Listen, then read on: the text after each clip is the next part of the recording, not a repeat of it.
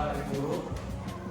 Jangan lupa tetap memberikan penghargaan sebaik mungkin, setinggi mungkin kepada orang tua yang utama, kemudian guru. Nah, guru di sekolah itu sebagai orang tua kedua kalian. Oke? Ya, Pak. Oke, sebelum kita mulai kelas, baiknya kita mulai dari namanya doa, mempersiapkan diri mental, psikis, agar hari ini bernilai pahala berkah untuk kemudian hari. Coba saudara dulu pimpin kelasnya. Kita mulai pelajaran hari ini. Kita mulai.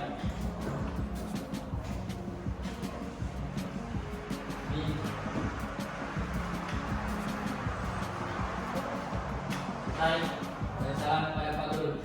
Assalamualaikum warahmatullahi wabarakatuh. Waalaikumsalam warahmatullahi wabarakatuh. Gimana? Baik, hari ini tanggal 26 ya? 26 November. Kita dari November, sedikit lagi akan berakhir menuju ke bulan Desember. Nah, tidak lupa juga kita akan menuju ulangan semester dari pekan depan dengan hari lagi. Saya pasti harapnya kalian ini mentalnya sudah siap ya, psikisnya sudah siap bertarung. Oke, siap bertarung? Siap. Oke.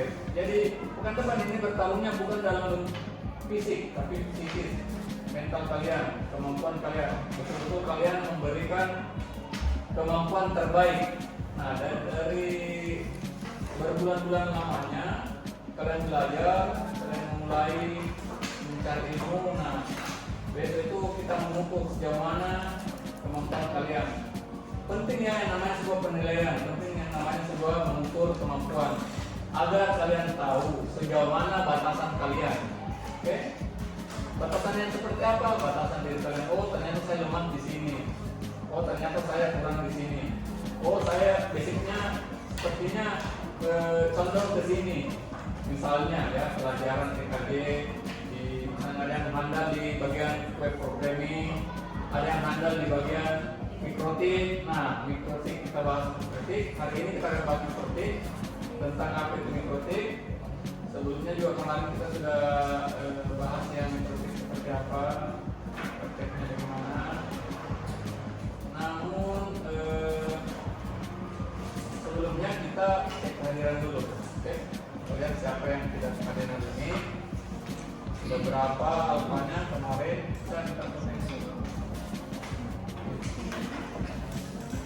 Ya, bisa ya dengarkan ya yang disebut namanya, silakan menyaut. Tangan atau apa? Adrian siapa? Apa? Kelas?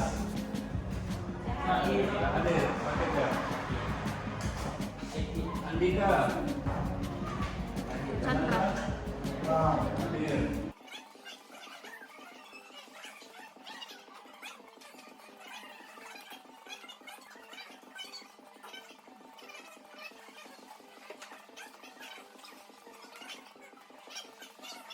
Tema pembelajaran kita hari ini masih seperti kemarin, yaitu kita memeriksa permasalahan ini sudah di pertemuan kedua.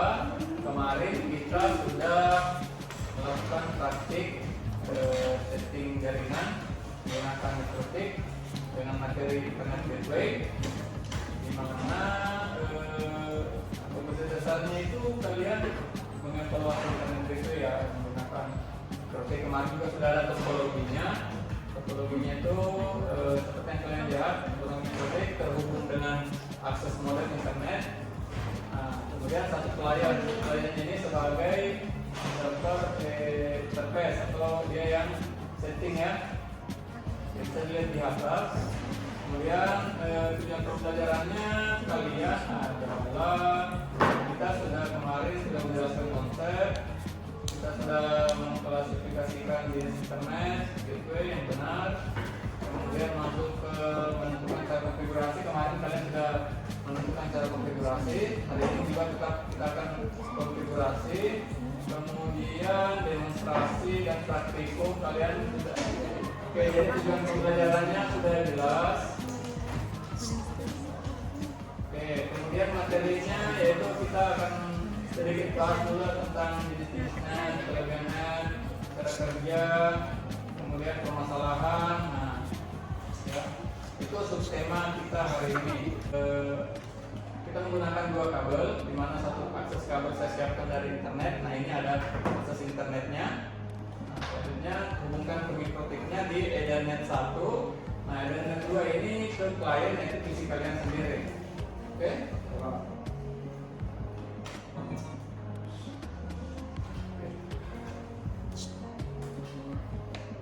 Saya coba dulu ya, saya aktifkan. Nah, tolong diperhatikan di atas. Nah, ini kita menggunakan mikrotik tipe RB951 UI. Ada banyak tipe router yang akan kita gunakan sebenarnya, cuman yang masih normal bagus untuk kita gunakan di ini yaitu 951. Nah, ketika kalian nanti ke depannya ingin melakukan sebuah settingan yang lebih baik lagi, saya sarankan itu ada RB1200, ada RB yang di atas dari ini ya, 951.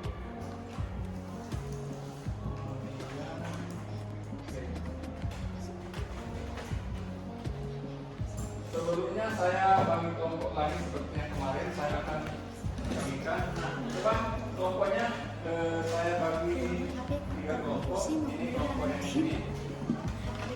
Ini kelompok yang di sana. Coba sini, maju. Oke. Kelompok yang ketiga ini. Kabelnya silakan dibagikan. Nah, ini akses internetnya silakan juga dibagi ya. Oke, ini kelompok ini internet. Ya, ini akses internetnya ke sana. Oke, lanjut ya. Ini panjang kok. Bisa ya? Yang lain? Baik, jadi kita sudah bagi kelompok, ada beberapa kelompok. Kemudian semua sudah memiliki mikrotik? Sudah ya? Sudah kelompok sudah ada? Sudah. Oke, yang kurang silakan ambil di belakang, ada di lemari, akan dicek kembali.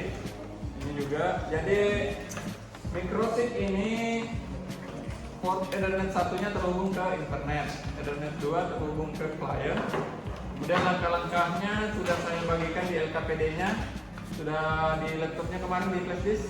Silahkan dibuka kembali LKPD-nya, langkah-langkahnya yang saya share itu ya, boleh ya. Oke. Silahkan ikuti langkah-langkah saya.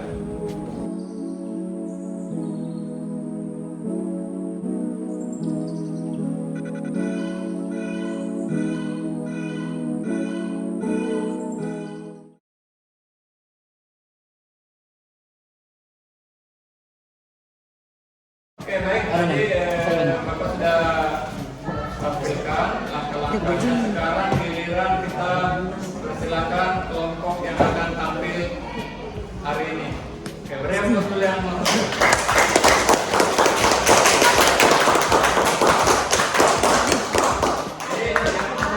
Kita persilakan kelompoknya Ancol.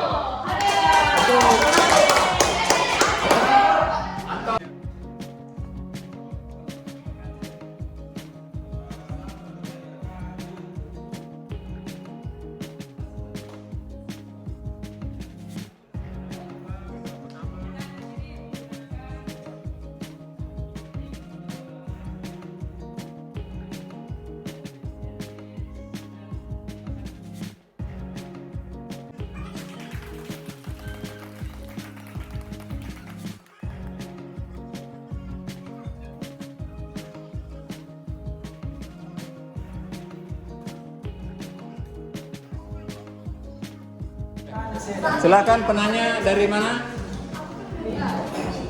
Oke, silakan disimak. Oke, berdiri, yang mau bertanya silakan berdiri.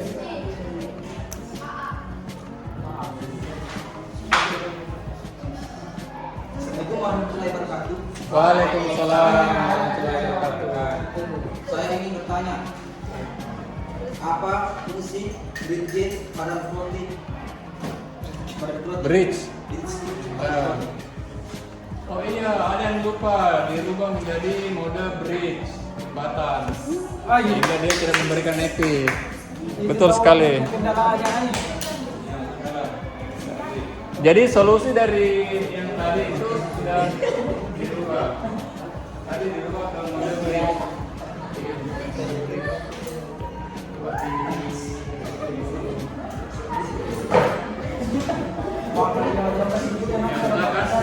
Selanjutnya dibuka lagi pertanyaan kedua. Siapa? Oke, silakan. Apa bedanya menggunakan IV plus A dan plus C? Pertanyaan tadi.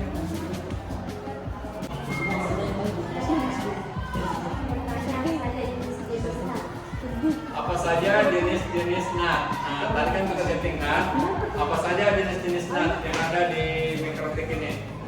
Oke, jadi cukup 3 pertanyaan. Sebutkan saja enggak? Dijelaskan.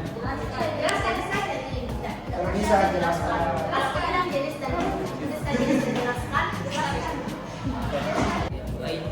Saya akan menjawab pertanyaan dari Rusdi. Oke. Apa fungsi break pada mikrotik? Jadi fungsinya itu dapat membangun interface supaya mempunyai satu segmen yang sama. Silakan. Sudah jelas. Fungsinya itu pembangunan interface supaya mempunyai satu segmen yang sama. Apakah sudah dipahami? Yang kedua, pertanyaan dari Rifki, jawab dari dalam pembanyak layar. Ya, terus Sedangkan kelas D untuk jaringan berskala kecil atau standar. kita melakukan settingan standar saja. Skala lambat. Ya, oke. Penjawab nomor ketiga. Saya akan menjawab pertanyaan Yus. Apa saja jenis nut? Jadi nanti itu terbagi menjadi 5 jenis. Yang pertama nut statik. Beri aplaus sekali lagi. Ya, terima kasih. Oke, baik. Jadi hari ini sudah lumayan tercapai tujuan pembelajaran kita hari ini, melakukan konfigurasi, kalian melakukan proyek, melihat lagi bagaimana sebenarnya itu kita melakukan setting di mikrotik, membuat konfig jaringan. Jadi yang kita lakukan hari ini menghubungkan, mengkoneksikan internet PC client menggunakan router mikrotik, menggunakan tipe RB951. Oke, jadi saya ulas sedikit lagi tentang tadi pertanyaannya tentang jenis-jenis net. Nah, apa saja itu action yang kita lakukan di mikrotik itu. Nah, apa itu sebenarnya net? Net statik dan net dinamik. Jadi yang kita lakukan tadi adalah net dinamik karena kita melakukannya secara DHCP. Tadi kan DHCP kliennya juga tadi sudah kelihatan pemberian IP untuk klien ini dari mikrotik dan juga dari modem ya, dari mikrotik karena ini sudah terhubung ke internet. Nah, di mana net dinamik itu adalah berbeda dengan statik karena dinamik bekerja dengan cara mendaftarkan beberapa komputer sedalam satu blok kelompok alamat IP yang terdaftar sama. Nah, misalnya kan ini kita menggunakan keyboard dengan port Ethernet-nya sampai 5. Nah, jadi kelima-limanya ini diberikan IP dari protokol ini secara DHCP yaitu net dinamik. Kemudian jadi nantinya akan ada beberapa komputer yang memiliki IP yang sama dengan komputer yang lain yang terdaftar. Walaupun sama, yang tetap tidak terjadi konflik karena sudah diatur oleh protek ini. Jadi para penyusup yang ingin menembus komputer kalian yang menggunakan sistem net yang jenis dinamik, maka penyusup itu akan mengalami hambatan dan kesulitan. Oke? Karena ini alamat IP yang dialokasikan selalu berubah-ubah. Nah, jadi kalau misalnya ada yang menggunakan IP-nya kalian kemudian menembus, itu tidak ada durasi penggantian IP dalam protobot ini. Makanya kita memberikan net dinamik. Kemudian ada lagi yang namanya masquerade net. Seperti yang tadi kita lakukan di actionnya. Masquerade net ini menerjemahkan semua IP address yang terdaftar pada jaringan Anda diletakkan pada satu IP address terdaftar agar banyak klien bisa mengakses internet secara bersamaan. Nah, itu kenapa tadi kita pilih actionnya masquerade itu agar semua IP bisa diterjemahkan supaya bisa banyak klien bisa mengakses internet secara bersamaan. Kayak tadi pilih masquerade, jadi kalau tidak dipilih actionnya tidak dipindahkan berarti alamatnya itu tidak jelas. Oke, nah itu kita pilih masquerade. Nah, ini router NAT menggunakan nomor port untuk bisa membedakan antara paket-paket yang dihasilkan oleh atau ditujukan komputer-komputer yang berbeda. Kemudian ada lagi overloading net, tapi kita tidak pakai. Tadi kita hanya pakai ke DNS net saja. Net jenis ini memungkinkan sebuah klien untuk terhubung ke sebuah alamat IP publik. Ya, jadi klien bisa terhubung dengan IP publik. Atau konsep yang sama, kita bisa terhubung dengan perangkatnya yang lain di luar dari ini. Oke? Paham?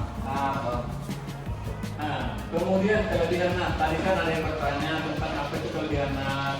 Jadi dengan adanya NAT itu dapat mengurangi duplikasi IP. Jadi tidak ada yang bisa, tidak ada yang sama ya, yang sudah diidentifikasikan. Dengan adanya NAT akan menghindari pengalaman terulang pada saat jaringan terputus.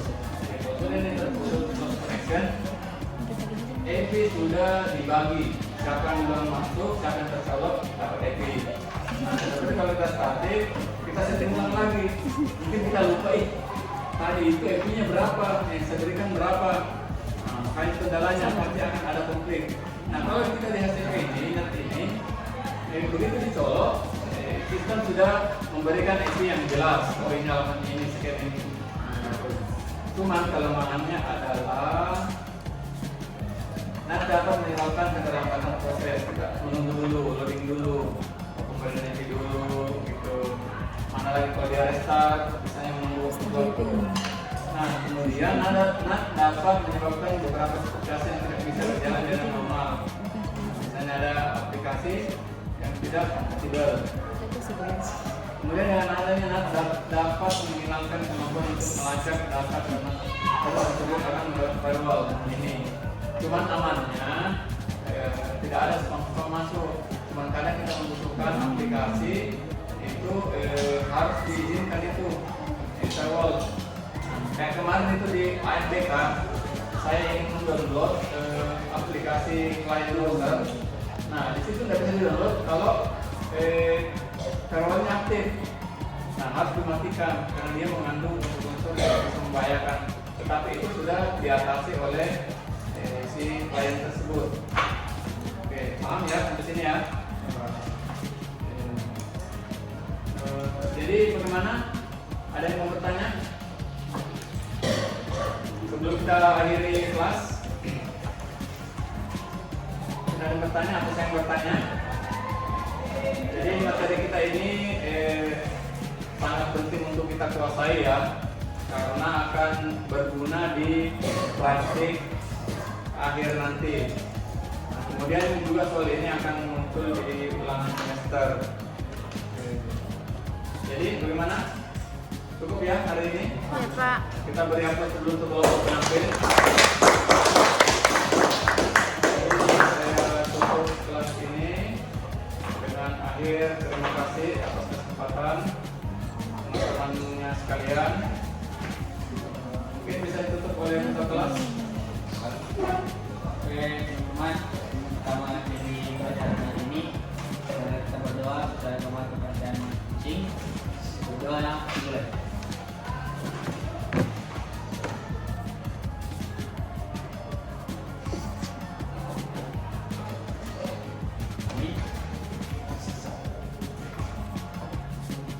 Beri salam kepada Pak Guru. Assalamualaikum warahmatullahi wabarakatuh.